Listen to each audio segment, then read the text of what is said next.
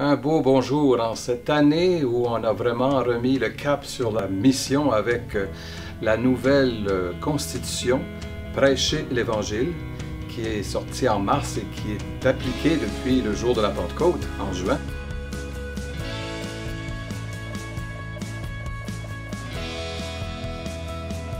C'est vraiment tout un cap sur la mission que la structure même de l'Église, dans une réforme proposée par le Saint-Père, est en train de clarifier un peu toute notre mission, puis de bien faire les choses avec, entre autres, le dicastère pour l'évangélisation. C'est le dicastère le plus important, le premier mentionné dans la liste des dicastères, et tous les autres sont au service de ce premier dicastère, celui de l'évangélisation. Et nous, les œuvres pontificales missionnaires, nous nous retrouvons donc dans ce dicastère pour être un service pour la première évangélisation, comme c'est dit, et aussi pour les jeunes églises, les églises de mission, comme on disait traditionnellement.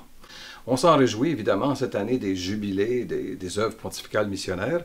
C'est quand même toute une réforme et on s'ajuste, tout le monde s'ajuste et c'est quand même rien de moins qu'avec François. C'est François qui est le responsable du premier dicastère. Ça dit tout.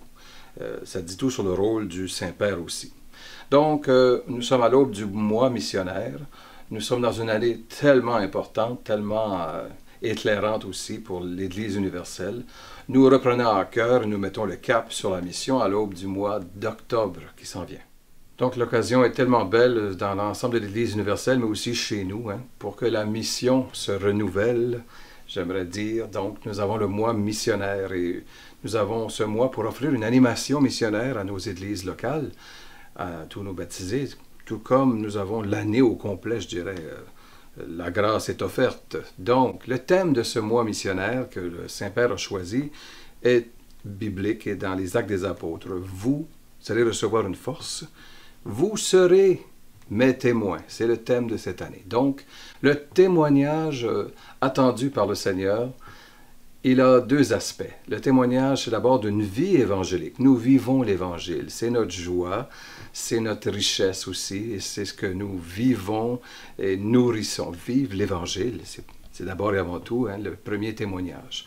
Mais l'autre aspect est tout aussi important, c'est de prendre la parole et d'annoncer le Christ.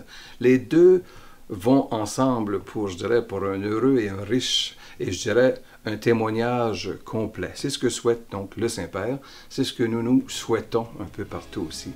Donc, c'est le temps de se procurer les ressources en allant voir missionfoi.ca, les ressources pour ce mois-là. On vous offre différentes ressources, on vous offre aussi des témoignages, des témoins d'ici, et ça nous montre comment on en a des beaux témoins aussi, et comment on en a dans nos milieux, qu'on pourrait laisser la parole aussi durant ce mois d'octobre, mois de la mission.